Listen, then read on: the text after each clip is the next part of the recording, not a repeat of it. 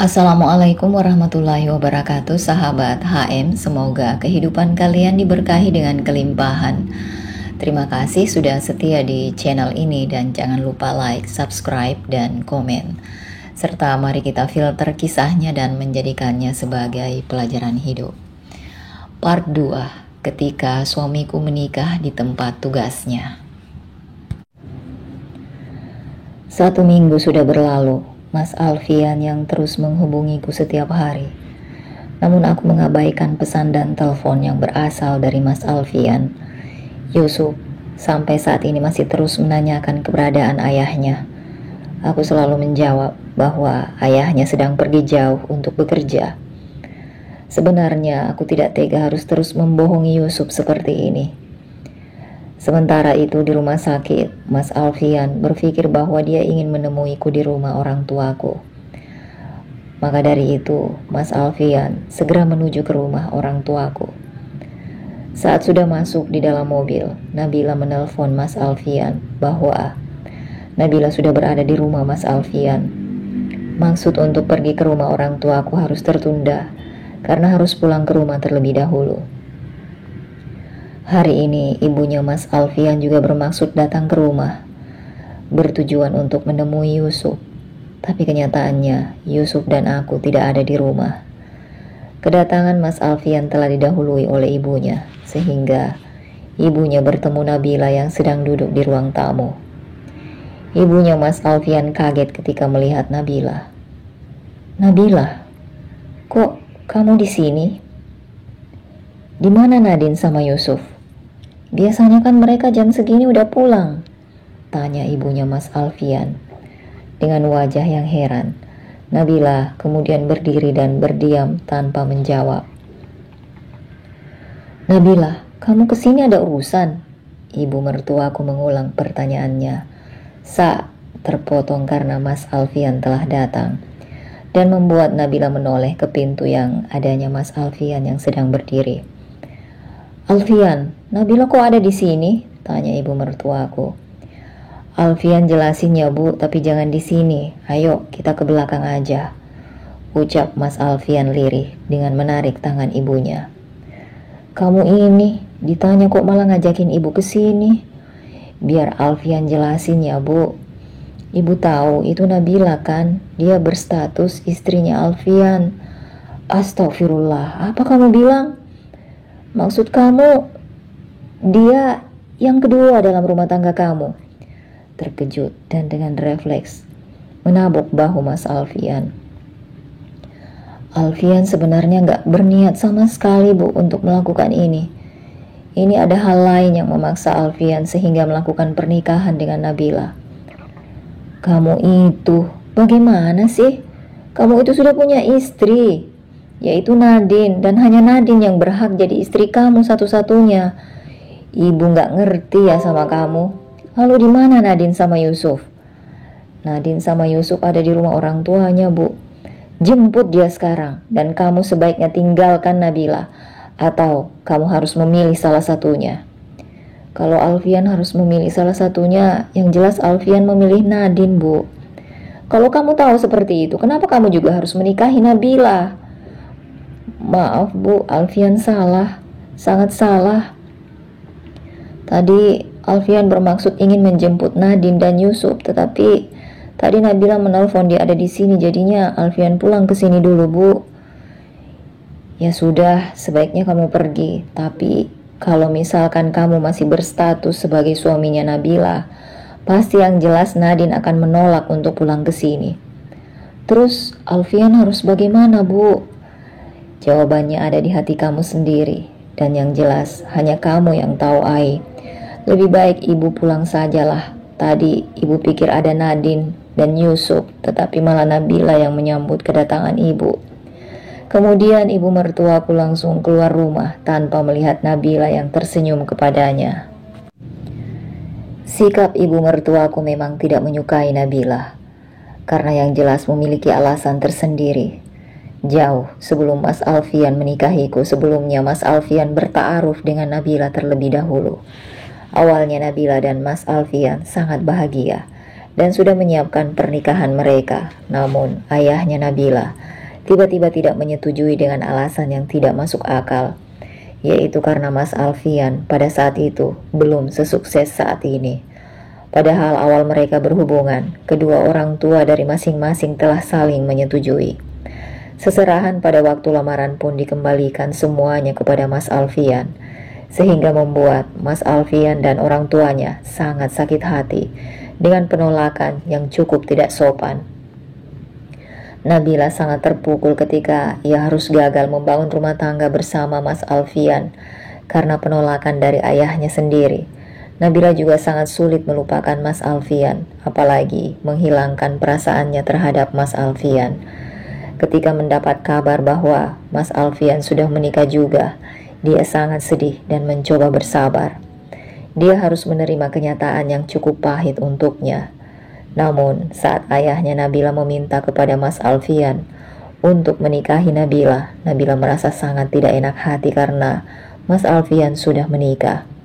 Mungkin memang iya, Nabila masih ada rasa dengan Mas Alfian. Tetapi Nabila juga paham akan batas untuk mencintai seseorang.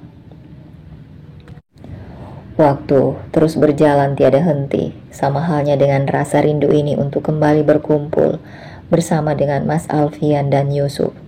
Rindu akan kehidupan yang normal tanpa adanya setetes madu yang menghiasi rumah tanggaku.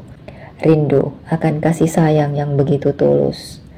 Rasa rindu itu semakin kuat ketika aku mencoba melupakan Mas Alfian. Dalam hatiku, aku memutuskan untuk bercerai dengan Mas Alfian. Tetapi bagi hatiku yang sangat dalam, sangatlah berat untuk memutuskan hal tersebut. Aku ingin menyerah karena aku sangatlah lelah dalam menghadapi semua ini. Sudah hampir 2 minggu, Mas Alfian kali ini benar-benar menemuiku di rumah orang tuaku. Awalnya Mas Alfian menemuiku di kantor, tetapi karena hari ini aku memutuskan untuk libur, sehingga Mas Alfian datang ke rumah orang tuaku. Saat pukul 11, Yusuf sudah pulang dari sekolah dan berada di rumah. Mbok Marni memberitahuku akan kedatangan Mas Alfian. Aku tidak ingin menemuinya, tapi bapak menyuruhku untuk menemuinya walaupun sebentar. Ada apa, Mas? Nadine, lama kita nggak ketemu. Yusuf ada? Yusuf ada di kamar, tapi sebaiknya kamu jangan menemui dia, Mas. Jika kamu tidak mengizinkan aku untuk bertemu dengan Yusuf untuk hari ini, aku tidak akan memaksa. Lalu, ada apa kamu datang ke sini jika bukan hal penting? Apakah bisa ditunda? Ini mungkin tidak penting bagi kamu, tapi bagus kalau misalkan bukan satu hal yang penting. Silahkan keluar. Sergahku dengan enggan melihat wajah Mas Alfian. Aku akan keluar dan akan pulang, tapi nanti setelah kamu menyetujui kalau nanti di hari libur Yusuf bersamaku. Tolong, jika kamu dan Yusuf tidak mau pulang sekarang, hanya kali ini saja, Nat. Aku langsung menatap wajahnya Mas Alfian saat dia berkata seperti itu. Ketika aku menatapnya, rasa sayang dan cintaku masih begitu kuat di dalam hati. Aku merasa Mas Alfian pun merasakan hal yang sama denganku. Aku tidak ingin berhenti melihatnya yang juga menatapku. Aku tidak ingin adanya perpisahan yang terjadi. Iya, aku setuju. Sudah cukup. Iya, terima kasih. Aku permisi pulang dulu.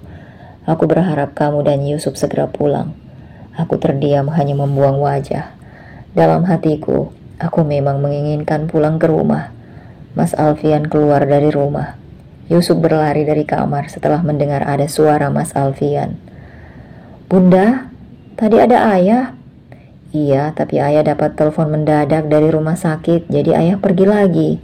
Yah, kalau begitu, ayo kita pulang aja, Bunda. Ini kan hari Kamis.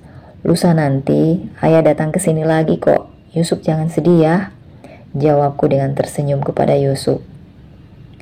Yusuf sangat bahagia ketika mendengar jawabanku. 2 hari kemudian, tepatnya pada hari Sabtu, adalah weekend. Mas Alfian kembali datang ke rumah orang tuaku untuk menjemput Yusuf yang akan bersama Mas Alfian selama 2 hari selama weekend. Hal seperti ini terjadi seperti sudah bercerai padahal kami masih berstatus sebagai suami istri. Aku takut ketika Mas Alfian menjemput Yusuf. Ketakutan itu adalah adanya Nabila di rumahku dan Mas Alfian, dan Nabila nantinya sangat dekat dengan Yusuf. Aku terus membayangkan itu, dan hatiku merasa sakit. Aku pun sampai menghela nafas sambil menunggu baju-bajunya Yusuf dimasukkan ke dalam tas oleh Mbok Marni. Mas Alfian mengajakku untuk berbicara. Nadine, aku sangat merindukan kamu. Apa kamu gak ngerasain hal yang sama? Aku terdiam dan menatap ke arah Mas Alfian. Setidaknya kamu mendengarkan penjelasan aku dulu, Nat. Jadinya kesalahpahaman ini sudah berakhir. Aku terus terdiam dan tanpa sadar mata aku berkaca-kaca. Aku pun menunduk supaya tidak terlihat ingin menangis di hadapan Mas Alfian. Ya, aku rasa aku sangatlah gengsi untuk menampakkan bahwa aku masih sangatlah sayang dan cinta kepadanya. Sudah Mas, Yusuf sudah siap. Iya, aku pergi dulu. Assalamualaikum. Waalaikumsalam. Bunda, Yusuf pergi dulu ya. Assalamualaikum. Pamit Yusuf dengan mencium tanganku. Waalaikumsalam, hati-hati ya Yusuf, jawabku dengan tersenyum dan mengusap pipinya Yusuf. Mas Alfian dan Yusuf pun keluar dan segera masuk ke mobil. Ibu yang melihatku dari kejauhan di lantai atas merasa sangat sedih karena ia berpikir kenapa ini terjadi kepada aku. Ibu pun menangis dan segera mengusap air matanya ketika bapak keluar dari kamar. Bu, ada apa? Kok kayak habis nangis? Tanya bapak. Enggak pak, ibu enggak apa-apa. Ojo ngapusi bu. Ibu sedih pak, sampai kapan rumah tangga Nadine seperti itu? Sabar bu, kita sebagai orang tua hanya bisa mendoakan. Kalau kita ikutan ngomong, nanti bisa dibilang ikut campur. Biarin mereka mengatasi semuanya sendiri. Mereka kan udah dewasa. Ibu kasihan pak. Mereka bisa mengatasi semuanya bu, cuma mereka belum menemukan jawaban yang tepat. Tenang bu, jangan merasa sedih di hadapan Nadine. Nantinya Nadine merasa bersalah. Iya pak. Ibu pamit ke butik dulu ya pak. Ibu udah lama gak datang ke sana. Iya bu, hati-hati. Ibu pergi ke butik. Di rumah saat ini hanya ada aku, bapak, dan Mbok Marni. Aku merasa bosan di rumah, tapi aku juga sedang tidak mood untuk datang ke kantor. Aku pun datang ke kamarnya bapak untuk melihat keadaan bapak. Aku mengetuk pintu dan membuka pintunya. Pak, udah merasa mendingan? Tanya aku. Ya beginilah, alhamdulillah agak mendingan Nat. Alhamdulillah cepat sembuh pak. Nadine kangen lihat bapak sehat lagi. Bapak udah tua ya, wajar Nat kalau bapak sakit-sakitan. Tadi bapak dengar ada Alfian kesini menjemput Yusuf. Iya pak. Kok cuma menjemput Yusuf? Kenapa nggak sama kamu sekalian? Aku hanya terdiam dan langsung mengubah ekspresi wajahku dan tersenyum menjadi muka datar bercampur sedih. Mau sampai kapan kamu kayak gini? Apa nggak capek, Nad? Nadine capek, Pak. Tapi apa Nadine harus menerima Nabila? Lalu kamu mau apa? Kamu tahu kan, kalau misalkan bercerai itu hal yang sangatlah dibenci oleh Allah. Kamu juga kan memimpikan pernikahan 1 kali selama hidup, yang bahagia dunia akhirat. Sudahlah pak, Nadine saat ini gak mau membahas ini ya pak. Iya, terserah kamu. Tapi pesan bapak, sebaiknya kamu bertahan bersama Alfian Nat. Aku hanya tersenyum kepada bapak ketika mendengar pesan yang disampaikan oleh bapak. Tadi kata ibu, bapak belum minum obat ya? Nadine bantu bapak minum obat ya pak. Bapak masih terbaring dan memejamkan mata. Saat aku akan memberikan obat kepada bapak, aku terdiam sejenak sambil melihat bapak dan bertanya-tanya. Kenapa bapak tidur begitu cepatnya? Bapak capek ya? Bapak ngantuk? Tanya aku dengan meletakkan obatnya kembali ke tempatnya. Aku memegang tangan bapak dan tangannya sangatlah dingin. Aku curiga, apakah bapak hanya tertidur? Aku memegang pipi bapak juga sangat dingin. Aku mencoba merasakan denyut di tangannya, namun tidak ada sedikit pun denyut yang aku rasakan. Pak, bangun pak. Bapak, teriakku. Aku menangis. Aku sangat takut hal yang tidak aku inginkan terjadi. "Mbok Marni," aku berlari keluar kamar sambil menangis. "Ada apa, Mbak Nadine? Tolong telepon Dokter Faisal." Mbok Marni pun segera menelpon Dokter Faisal. Aku pun kembali berlari ke lantai atas, menuju ke kamarnya Bapak. Aku juga menelpon ibu yang sedang berada di butik. "Halo Bu, Bapak Bu, Bapak, ada apa dengan Bapak? Bapak." Aku yang tidak bisa menjawab di telepon. "Apa? Ibu segera pulang, Nak." Aku terus memegang tangan dinginnya Bapak dan terus menatap Bapak yang terbaring. Aku terus menangis.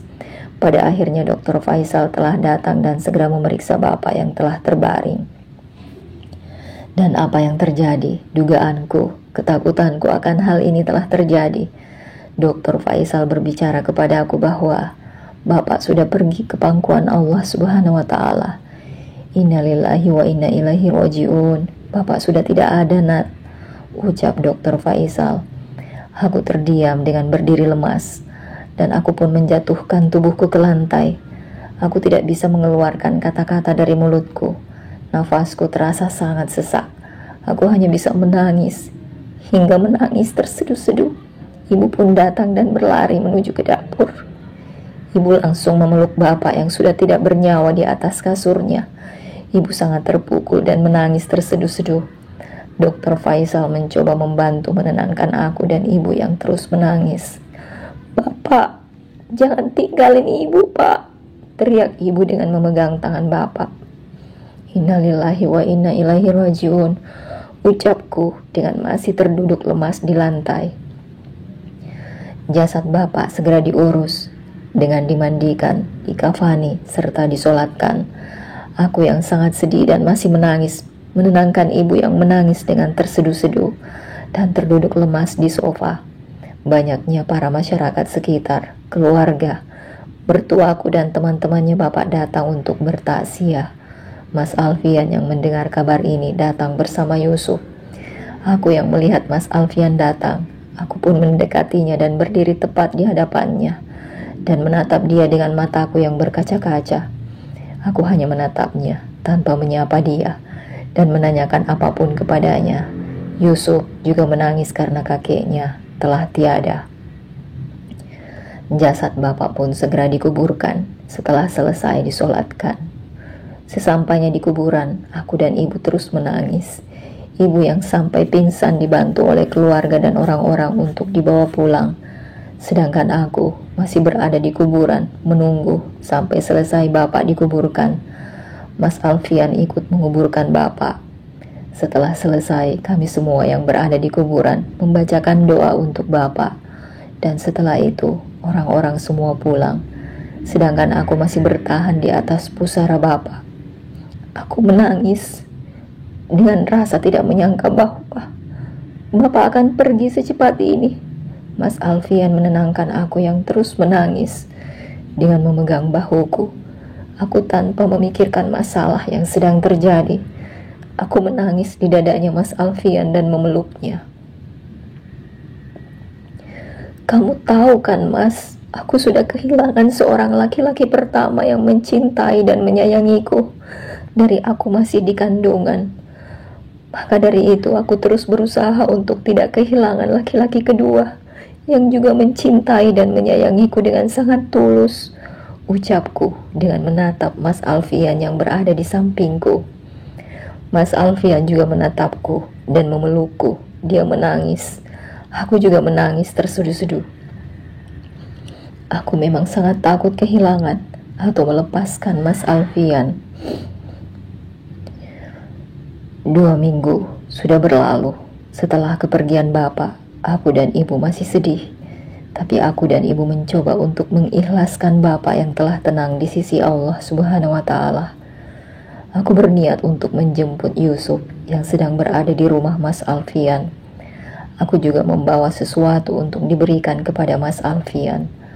Saat aku sampai di rumah sana, aku heran karena banyak orang di sana dan dekorasi balon-balon dan yang lainnya.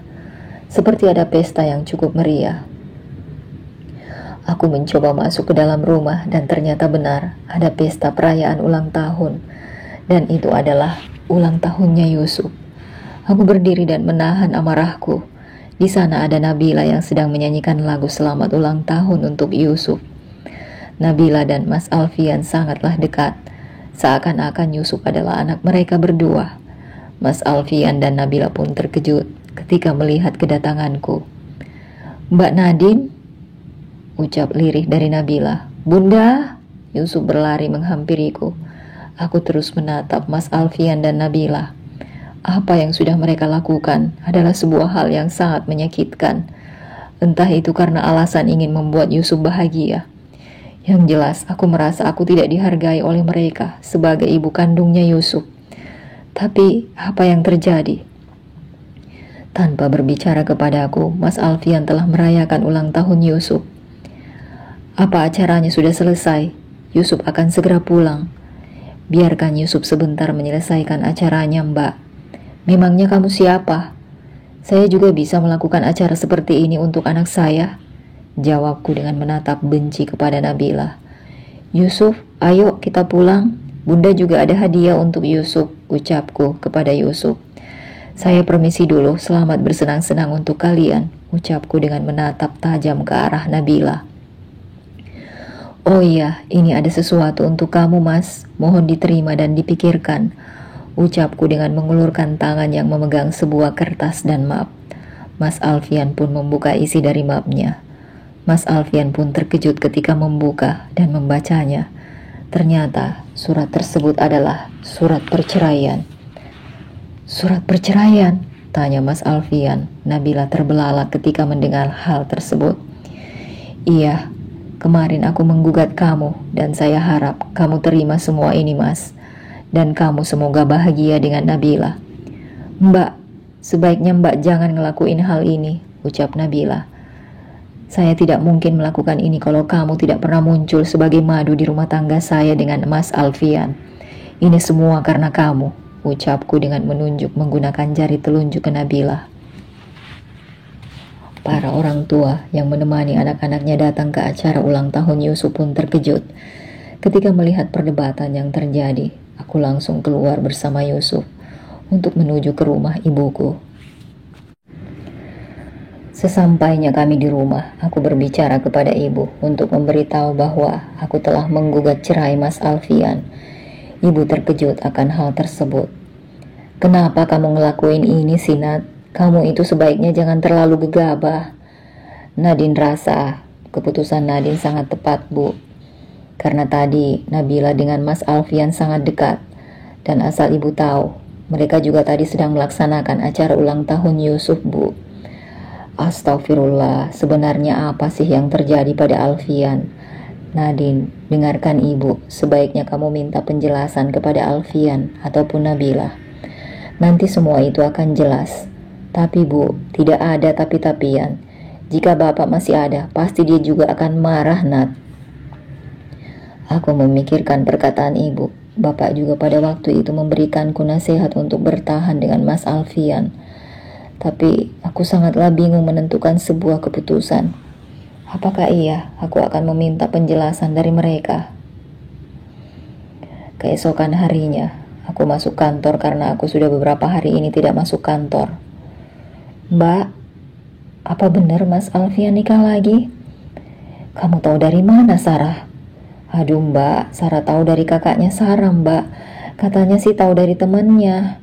Dengan merasa tak enak hati. Astagfirullah, jadi bener Mbak. Sebaiknya kita jangan bahas itu ya. Kita bahas yang lainnya aja.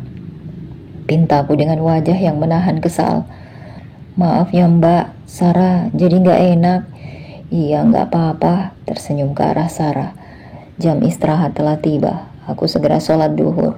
Setelah sholat aku diajak makan siang bersama dengan Sarah. Aku pun menerima tawarannya. "Mbak, ajarin Sarah pakai hijab ya." "Kenapa harus diajarin? Wanita muslimah seharusnya tanpa diajarin. Pasti akan bisa dengan sendirinya." "Tapi Mbak Sarah masih kaku buat pakai hijab. Jadi butuh bimbingan orang kayak Mbak Nadine gitu loh." Kamu mau pakai hijab? Emangnya ada apa sih?" "Insya Allah Mbak, doain ya semoga Sarah segera pakai hijab." Insya Allah Sarah mau menikah Mbak." "Alhamdulillah, kamu serius?" "Iya Mbak, maaf ya Sarah nggak ngasih tahu Mbak Nadine. Jadi sebagai ganti kamu ngerahasiain ini, kamu traktir ya. Ih Mbak, Sarah kan lagi bokeh. Kami terus berbincang-bincang dengan bercanda dan pesanan kami pun telah datang. Oh iya Mbak, Sarah terkadang masih takut untuk melangkah bersama laki-laki yang Sarah cintai untuk ke jenjang pernikahan. Loh, kenapa emangnya? Ya, karena takut salah milih orang Mbak. Nanti takutnya suami Sarah nanti menikah lagi. Ucap Sarah dengan merasa tak enak hati, harus berkata seperti itu dan langsung menutup mulutnya sendiri. Aku hanya tersenyum ketika Sarah berkata seperti itu. Hatiku merasa tersentuh, karena memang aku sedang mengalami hal seperti ini. Sarah pun meminta maaf kepada aku. Setelah selesai makan, kami segera kembali ke kantor. Sesampainya di kantor, salah satu karyawanku memberitahu ada tamu yang sedang menunggu di depan ruanganku. Mbak Nadine, ada tamu yang ingin bertemu dengan Mbak. Tamu? Siapa memangnya? Sarah, emangnya ada klien lagi yang akan bertemu pada hari ini? Nggak ada Mbak, mungkin temannya Mbak Nadine, jawab Sarah. Aku bergegas menuju ke ruanganku menggunakan lift. Aku penasaran siapa yang ingin menemuiku. Sesampainya di depan ruanganku, aku terkejut ketika melihat ada seorang laki-laki yang sedang berdiri. Melihat-lihat suasana sekitar, laki-laki tersebut pun berbalik dan menatapku. Mas Dani? Assalamualaikum Nadine. Aku hanya terbelalak, tidak menyangka kenapa Mas Dani datang ke kantorku dan menemuiku. Waalaikumsalam Mas. Lama ya kita nggak berjumpa.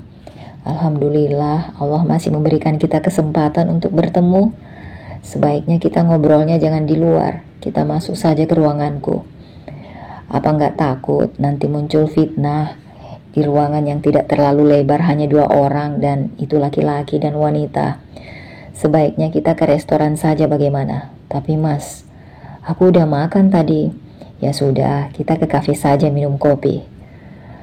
Entah apa yang ada di pikiranku, aku langsung menerima tawaran dari Mas Dani. Aku yang masih berstatus sebagai seorang istri pasti salah telah melakukan hal ini, pergi berdua dengan laki-laki lain. Saat kami berjalan keluar dari kantor, Sarah yang sedang duduk dengan karyawan yang lainnya melihatku. Mas Dani, ucap Sarah sambil tak henti melihatku dan Mas Dani berjalan. Kamu kenal Sar? Tanya karyawan yang sedang bersama Sarah.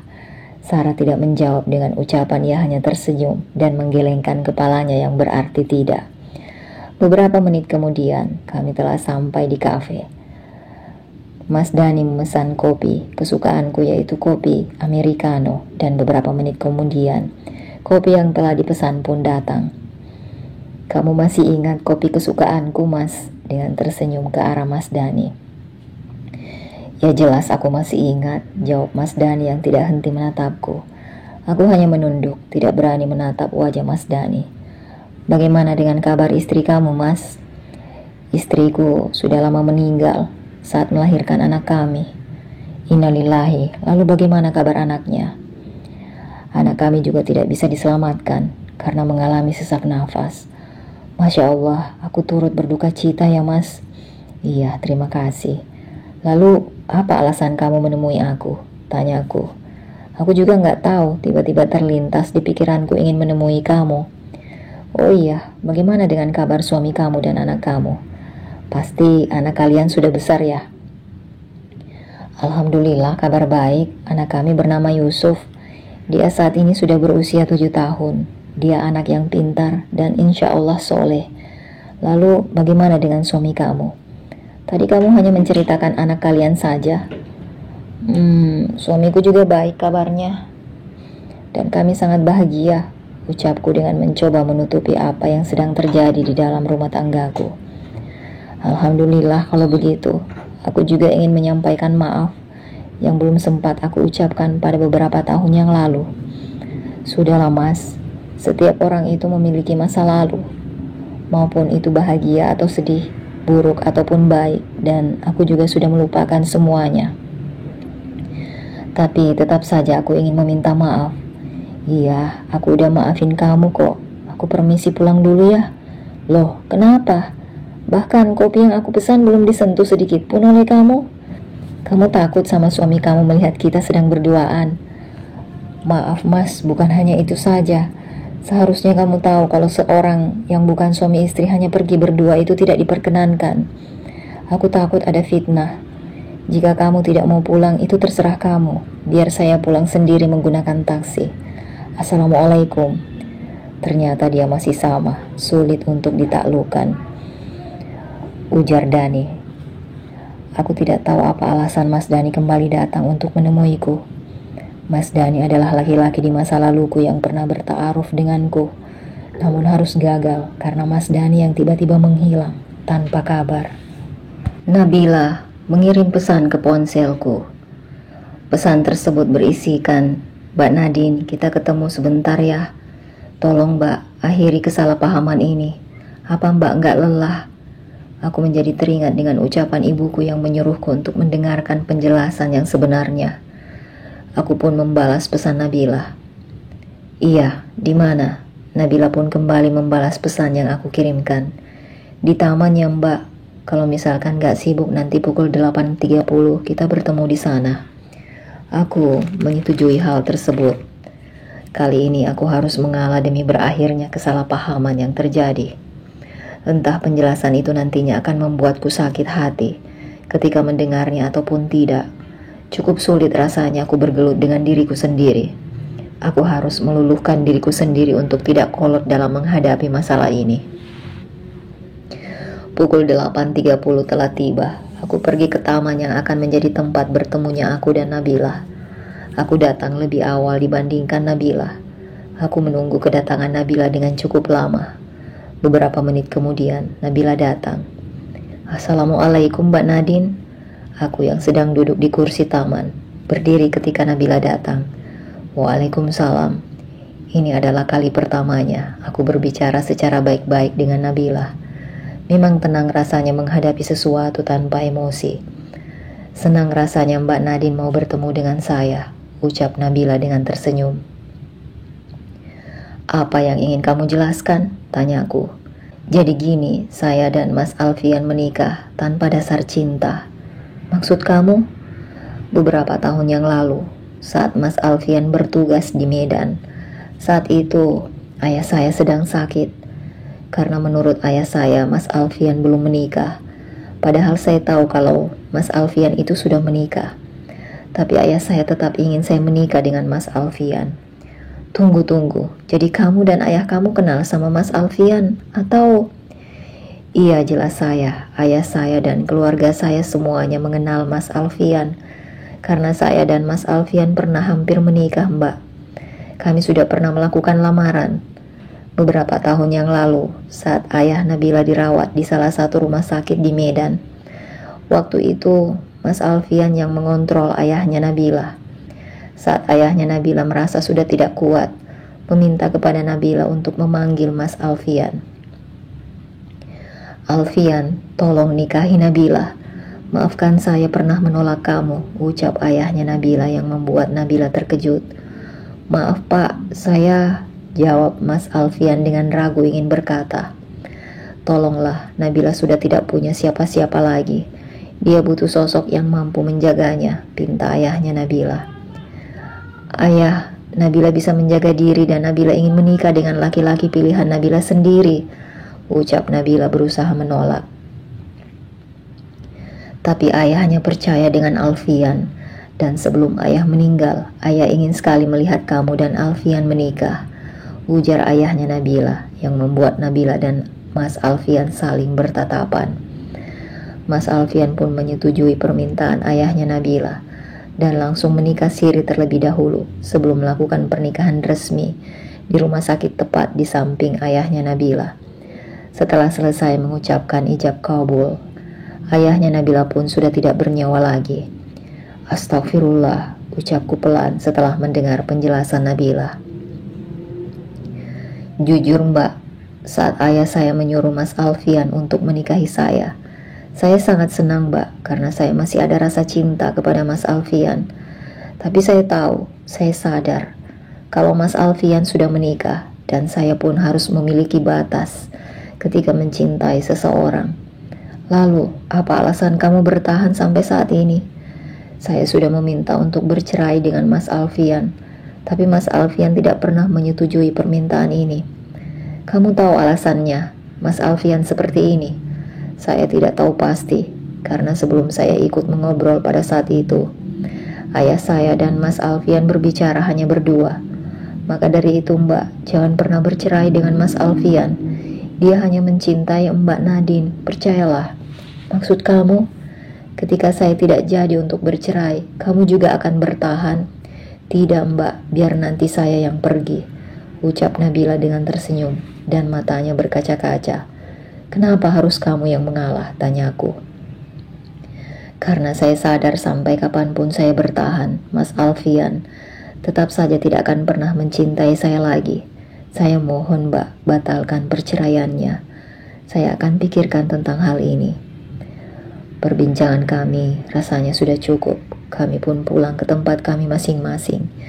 Di perjalanan menuju ke klinik, Nabila yang menyetir mobil sendiri dan sedang menangis, yang membuat dia kehilangan konsentrasi dalam berkendara, hingga ia hampir menabrak mobil yang ada di depannya. Nabila pun berhenti di tengah jalan dan mobilnya pun ditabrak oleh mobil di belakangnya, hingga mobil yang Nabila kendarai masuk ke dalam jurang. Ambulans dan polisi langsung datang. Nabila dan korban yang lainnya sedang dibawa ke rumah sakit. Nabila mengalami luka yang cukup parah. Di sisi lain, aku terus memikirkan apakah aku harus membatalkan niatku untuk bercerai dengan Mas Alfian atau tidak. Aku pikir apa yang telah diucapkan Nabila adalah sesuatu yang benar. Mas Alfian dihubungi oleh pihak rumah sakit bahwa Nabila mengalami kecelakaan. Mas Alfian kaget dan segera pergi ke rumah sakit lain untuk menjenguk Nabila. Mas Alfian cukup sedih karena Nabila mengalami hal yang seperti ini dan keadaannya belum tersadarkan diri. Sedangkan aku di rumah meminta pendapat kepada ibu tentang pembatalan gugatan perceraian, dan ibu pun memberikan aku sebuah nasihat yang sangat luar biasa. Hilangkan rasa egois kamu, walaupun itu sedikit saja. Jangan kamu mau dikuasai rasa egois pada diri kamu sendiri. Mintalah maaf walaupun bukan kamu yang salah. Batalkan perceraian ini ya Nat, sebelum kamu menyesal nantinya. Nasihat ibu membuatku mengingat nasihat bapak. Aku kali ini harus benar-benar mengikuti nasihat ibuku. Aku percaya jika aku mengikuti apa yang dikatakan orang tua, insya Allah akan dimudahkan jalannya. Aku berniat untuk kembali menemui Mas Alfian secepat mungkin. Aku yang belum tahu akan kejadian yang menimpa Nabila, datang untuk menemui Mas Alfian di rumah. Aku bertujuan untuk membatalkan niatku untuk bercerai. Aku pikir Mas Alfian sudah pulang bekerja, tapi ketika aku datang ke rumah tidak ada Mas Alfian. Bi Murti mengatakan kepada aku bahwa Mas Alfian sedang berada di rumah sakit.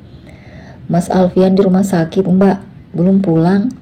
Bukan gitu Mbak, tapi memang Mas Alfian sedang menemani Mbak Nabila di rumah sakit. Loh, Nabila kenapa? Sakit? Tanyaku terkejut dan entah mengapa hatiku merasa khawatir kepada Nabila. Mbak Nabila kemarin kecelakaan dan katanya sekarang belum sadar. Innalillahi. Terus mereka sekarang ada di rumah sakit mana? Setelah Bi Murti memberitahuku alamat rumah sakitnya, aku segera menyetir mobil dengan hati yang penuh rasa risau. Sesampainya aku di rumah sakit, aku langsung menanyakan Nabila kepada administrasi. Setelah tahu aku menuju ke ruang rawat, aku tidak langsung membuka atau mengucap salam. Aku melihat Mas Alfian yang sedang menangis dan memegang tangan Nabila yang sedang terbaring dengan infus yang menempel di tangannya serta adanya oksigen. Aku melihat Nabila seperti benar-benar berjuang di antara hidup dan mati. Aku melihat Mas Alfian yang sedang memegang tangan Nabila dan menangis dengan genggaman yang erat. Aku menjadi merasa bahwa ada rasa cinta pada diri Mas Alfian. Sakit rasanya ketika aku harus melihat hal itu dari kaca pintu. Mereka benar-benar membuatku ingin berpisah, ucapku dalam hati, sembari melihat Mas Alfian yang terus memegang tangan Nabila. Bingung rasanya. Apakah aku harus pergi dan membatalkan niatku? Atau apakah aku harus mengatakan hal penting ini di saat suasana sedang seperti ini? Jika aku menemui Mas Alfian dengan niatku ingin membatalkan perceraian, aku rasa sangatlah tidak enak hati dengan keadaan Nabila yang belum tersadarkan diri. Aku yang sedang melihat dari kaca pintu, melihat Mas Alfian yang akan keluar. Aku pun langsung berbalik arah dan berjalan menjauh dari kamar rawat tersebut. Aku berusaha untuk berjalan keras, tapi aku menabrak suster yang berjalan, hingga membuat Mas Alfian menengok ke arahku dan berjalan mendekatiku. "Nadine," panggil Mas Alfian yang membuatku menengok ke arahnya. "Ada apa kamu kesini?" Aku gugup ketika akan menjawab. Mas Alfian pun mengajakku mengobrol di halaman luar rumah sakit. "Aku kaget, Mas, ketika mendengar Nabila mengalami kecelakaan. Kamu tahu dari mana?" "Bi Murti yang memberitahuku." "Berarti tadi kamu ke rumah. Apa ada sesuatu yang ingin kamu sampaikan?" Aku terdiam. Apakah aku harus mengatakan sekarang atau tidak? Hatiku merasakan kegelisahan dan pergolakan yang teramat membingungkan. "Gak ada, Mas. Tadi cuma mau ngambil mainannya Yusuf. Tadi Yusuf memintaku untuk mengambilnya. Tetapi di rumah kamu gak ada, jadinya aku datang ke rumah sakit untuk menjenguk Nabila. Aku kira ada sesuatu yang penting. Ya sudah, apakah kamu ingin menemui Nabila?" Aku menerima ajakan Mas Alfian untuk bertemu dengan Nabila. Kami pun masuk ke dalam kamar rawat dan berdiri di samping Nabila. Aku tak tega melihat Nabila. Aku merasa bersalah ketika melihatnya, karena perlakuanku terhadap Nabila mungkin cukup menyakitkan. Sungguh, aku merasa bersalah. Dan padahal sebelum kejadian kecelakaan yang menimpa Nabila, aku dan Nabila telah bertemu dan membuat Nabila menangis. Aku melihatnya saat itu terlihat cukup sakit. Apakah karena menangis di sepanjang perjalanan yang membuatnya hilang konsentrasi dalam berkendara membuatnya mengalami kecelakaan? Saat aku dan Mas Alfian mengobrol, aku melihat tangan Nabila bergerak dan matanya yang mencoba untuk membuka. Aku memberitahu Mas Alfian dan dia pun segera memanggil dokter. Saat Nabila sudah membuka matanya, Nabila merasa sangat sakit di bagian kepalanya dan merasa penglihatannya sangatlah gelap. "Dokter, kenapa saya tidak bisa melihat?" tanya Nabila dengan meraba matanya. Kami semua terdiam mendengar ucapan Nabila. Apalagi aku yang benar-benar tercengang dan tidak menyangka jika Nabila harus mengalami hal yang begitu menyakitkan. "Sebentar ya, saya periksa dulu matanya," ucap dokter. "Apa yang terjadi, Dok?" tanya Mas Alfian. "Maaf, Bu Nabila mengalami kebutaan karena benturan yang terjadi sangatlah keras." "Apa?" ucap Mas Alfian dengan nada yang cukup keras. "Astagfirullah." Aku tercengang dan menghela nafas panjang dan memegang dadaku. Nabila memberontak dan tidak menyangka ia mengalami kebutaan. Padahal Nabila adalah wanita muslimah yang cantik. Tapi sayangnya kini ia divonis mengalami kebutaan. Nabila menangis dan berteriak. Aku pun memeluknya dan menenangkan hatinya. "Sabar Bil, istighfar ya," ucapku dengan memeluk Nabila dan menahan air mataku. "Kenapa semua ini harus terjadi? Kamu saat ini sedang diuji Allah. Hanya ingin tahu seberapa besar kehebatan dan kesabaran kamu," ucapku dengan memegang kedua pipinya Nabila.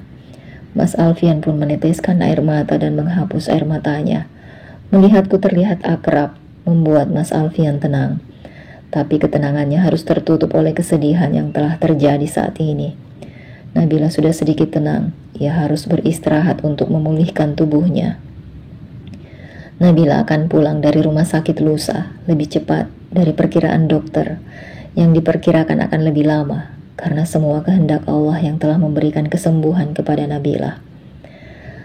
Aku menceritakan kepada ibu tentang keadaan Nabila yang sekarang buta karena mengalami kecelakaan. Ibuku cukup terkejut dengan kabar ini. "Lalu bagaimana dengan kamu, Nat?" tanya ibu setelah aku menceritakan keadaan Nabila. "Gimana apanya, Bu? Kamu bakal jadi ketemu Alfian untuk bilang yang kemarin ingin kamu ucapkan." "Nadine bingung, Bu." "Jangan bingung, jadi gini. Sebaiknya kamu hilangkan rasa egois yang ada pada diri kamu. Sedikit saja, Nat. Ibu udah selalu bilangin kamu seperti ini, tapi apa yang kamu lakukan masih tetap sama." Nadine sangat bingung, Bu, dengan wajah sedih. Jangan pernah bingung. Sebenarnya kamu sudah tahu jawaban apa yang harus kamu lakukan. Hanya saja kamu belum mau mengungkapkannya, iya kan? Lakukan tanpa adanya ragu-ragu dan yakinkan diri kamu, ucap ibuku dengan tersenyum kepadaku. Aku hanya membalas senyuman ibu dan tanpa menjawab lagi. Memang benar apa kata ibuku. Saatnya aku menjemput Yusuf di sekolahnya. Aku sudah berada di depan sekolah. Bunda, lihat deh Yusuf, dapat nilai bagus kan? Alhamdulillah, Yusuf memang anak yang cerdas. Bunda bangga sama Yusuf. Tersenyum dan menerima selembar kertas dari Yusuf. Bunda, Yusuf sedih ketika tahu kalau Bunda Nabila gak bisa ngelihat lagi. Aku terdiam ketika mendengar perkataan Yusuf. Ia berkata seperti itu seperti memang sudah sayang kepada Nabila. Yusuf jadi ingin ketemu sama Bunda Nabila, ucap Yusuf sambil membaca buku dongengnya. Kenapa Yusuf ingin bertemu dengan Bunda Nabila? Bunda Nabila baik dan banyak mengajarkan banyak hal kepada Yusuf. Yusuf aja jadi nambah hafalan juz amma, ucap Yusuf dengan tersenyum meringis. Jadi Yusuf nambah hafalan dan lain sebagainya karena diajarkan oleh Bunda Nabila. Iya Bunda, karena Bunda terlalu sibuk ketika Yusuf bersama ayah. Yusuf jadinya diajari oleh Bunda Nabila. Maafin Bunda ya sayang, Bunda terlalu sibuk sama pekerjaannya Bunda. Sambil mengusap pipinya Yusuf dan air mataku berkaca-kaca. Enggak apa-apa Bunda, Yusuf tetap sayang sama Bunda, ucap Yusuf dan memelukku. Yusuf memang sudah tahu bahwa Nabila adalah bundanya juga. Yusuf cukup dekat dengan Nabila karena mungkin Nabila memang sudah mulai akrab dengan anak-anak. Setelah mendengar apa yang diucapkan Yusuf, aku sudah memikirkan sebuah keputusan apa yang harus aku lakukan. Aku ingin mencoba mengikuti apa kata hatiku yang paling dalam. Aku yakin pasti Allah akan membantu hambanya di setiap kesulitan. Matahari sudah menampakkan dirinya. Seperti biasanya aku mengantar Yusuf ke sekolah. Setelah mengantar Yusuf, aku sengaja datang ke sana sebelum Mas Alfian pergi ke rumah sakit. Sesampainya di sana, aku langsung mengetuk pintu dan mengucapkan salam. Ketika Mas Alfian membuka pintu, ia begitu heran akan kedatanganku. Kami pun bertatapan dan terdiam cukup lama. Bisa bicara sebentar, Mas? Ucapku heran dengan adanya Nabila di rumah tersebut. Kami pun duduk di belakang rumah. Nabila menginap di sini? Tanyaku mencoba menahan rasa sakit dengan senyuman. Iya, kamu tahu sendiri kan, Nabila sedang buta dan dia tidak memiliki keluarga yang ada di Jakarta. Jadinya ya, dia menginap di sini. Maaf ya. Kenapa harus minta maaf? Aku pikir itu memang seharusnya yang kamu lakukan. Mas Alfian hanya tersenyum, merasa tidak enak hati kepada aku. Jadi, apa yang ingin kamu katakan? Tanya Mas Alfian. Itu Mas, aku sudah membatalkan perceraian kita di pengadilan. Jawabku sedikit gugup dan tersenyum tipis. Kamu serius, Nat? Apa alasan kamu membatalkan ini? Karena aku rasa seharusnya memang aku gak harus ngelakuin hal yang seperti ini. Alhamdulillah kalau begitu. Jadi, ucap Mas Alfian yang tiba-tiba berhenti. Aku minta maaf Mas. Aku sungguh minta maaf telah bertindak bodoh. Harus pergi dari rumah tanpa mendapatkan izin dari kamu. Aku merasa sebagai istri sangatlah berdosa. Aku sudah memaafkan kamu, Nat. Seharusnya aku tidak memberontak ketika tahu kamu menikah lagi. Aku memang egois untuk menerima hal seperti ini.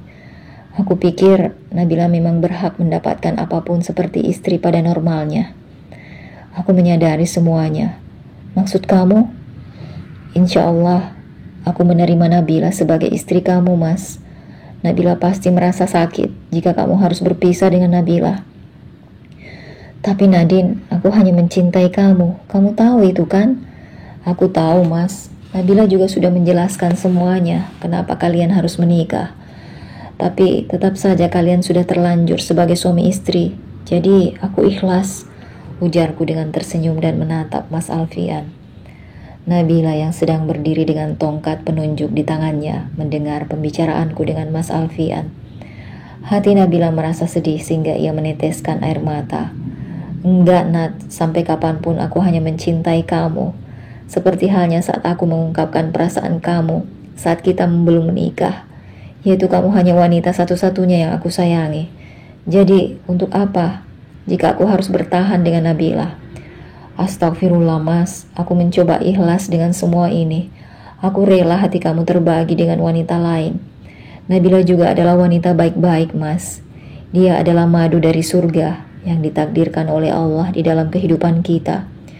Jika kamu tidak menginginkan Nabila di sini, kenapa kamu mau merawat dia? Karena aku hanya ingin menepati janji saja. Nabila pun semakin menangis ketika dia harus mendengarkan semuanya. Nabila mencoba pergi untuk tidak mendengarkan lagi. Nabila, kenapa kamu menangis? Tanyaku sambil membantu Nabila berdiri. Saat aku dan Mas Alfian mendengar Nabila jatuh karena tidak jauh dari halaman belakang. Aku harusnya pergi mbak.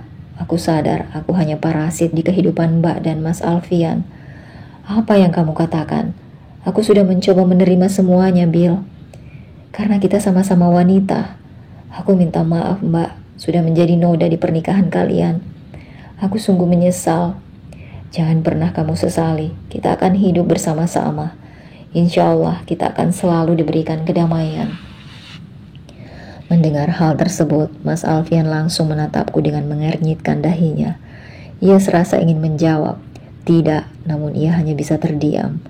Nabila meminta kepada Bik Murti untuk menghubungi saudaranya yang ada di Medan. Nabila meminta untuk dijemput untuk pulang ke sana. Apa yang kamu lakukan, Bill? Kita akan sama-sama di sini.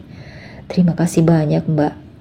Mbak sudah mau menerima saya di sini, tapi ini sudah cukup. Entah apa yang harus aku lakukan untuk membuat Nabila bertahan di sini.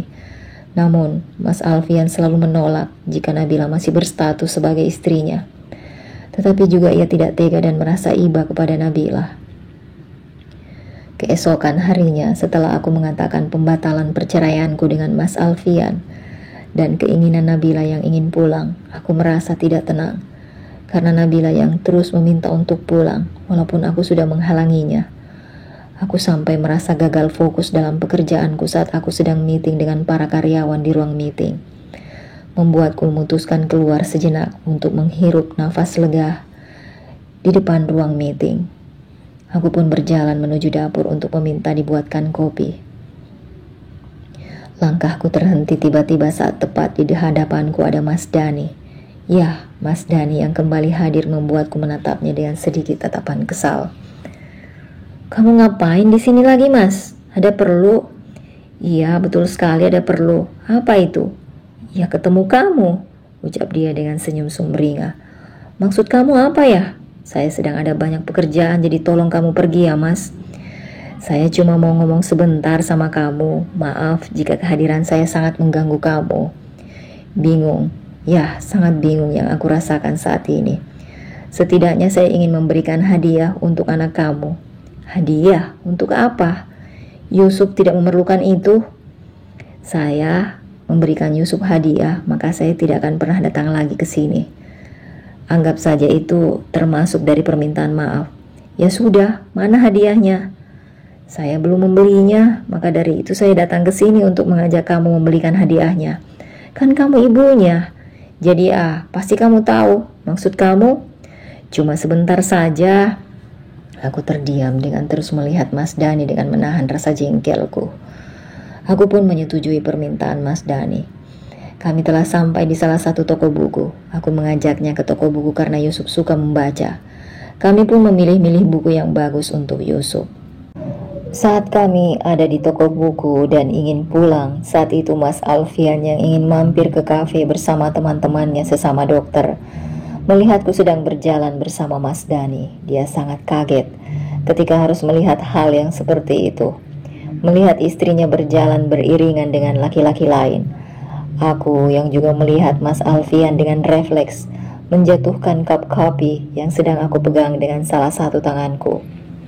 Nadine, kamu kenapa? Tanya Mas Dani yang melihatku menatap seseorang tanpa berkedip. Dengan terkejut, aku menoleh ke arah Mas Dani. Aku berjalan menghampiri Mas Alfian dan membuat Mas Dani terus melihatku ketika berjalan. Teman-teman Mas Alfian yang lebih dulu masuk menengok ke belakang kembali, di mana sedang ada suasana yang tegang. Itu siapa, Nat? Dia Mas Dani. Siapa dia? Saya Dani, saya temannya Nadine. Kamu suaminya? Jawab Mas Dani tiba-tiba setelah sampai menghampiriku dan Mas Alfian. Iya, saya suaminya, jawab Mas Alfian sedikit keras. Maaf, saya pergi bersama Nadine bukan untuk hal-hal yang tidak diinginkan, melainkan hanya untuk membeli beberapa buku untuk anak kalian. Kami hanya berteman, jadi jangan berpikiran yang tidak-tidak, ucap Mas Dani tersenyum. Kalau begitu saya permisi dulu. Oh iya, ini hadiah yang ingin saya berikan kepada Yusuf. Assalamualaikum, lanjut Mas Dani berpamitan dan memberikan buku yang telah dibeli. Mas Alfian mengajakku pulang tanpa berpamitan dengan teman-temannya. Di perjalanan menuju pulang, aku meminta maaf kepada Mas Alfian. Aku minta maaf, Mas. Aku bukan bermaksud. Aku memang marah. Seharusnya kamu tiba-tiba terhenti berbicara. Mas Alfian mencoba untuk bersabar dan menahan emosinya, karena dia berpikir kami baru saja berbaikan dan tidak ingin suasana kembali keruh. Sudahlah, aku memaafkan kamu dan aku minta maaf ya sayang jika sikapku tadi kurang mengenakan, ucapnya dengan menatap ke arahku dan aku pun hanya menganggukkan kepalaku. Kami berusaha untuk menyelesaikan masalah dengan tanpa emosional karena itu akan membuang waktu dan akan semakin memperkeruh suasana yang sedang kami rasakan. Ketenangan Mas Alfian membuatku ikut tenang. Hari berikutnya, bingung rasanya harus berbuat apa lagi untuk mempertahankan yang sudah aku ikhlaskan. Sesuatu yang sudah kumaafkan yaitu Nabila Ashifah. Aku rela, cinta suamiku terbagi kepada Nabila, bahkan sangat rela. Aku banyak belajar dari kisah Nabi Ibrahim yang disuruh menikah lagi oleh Siti Sarah dengan Siti Hajar karena untuk menghindari fitnah. Maka aku juga harus bisa bersikap seperti Siti Sarah. Setidaknya sedikit saja pembelajaran dari beliau untuk aku tiru. Namun Nabila benar-benar ingin pulang ke Medan. Keputusannya sudah tetap dan tidak akan dirubah lagi. Aku merasa berat jika Nabila harus pergi.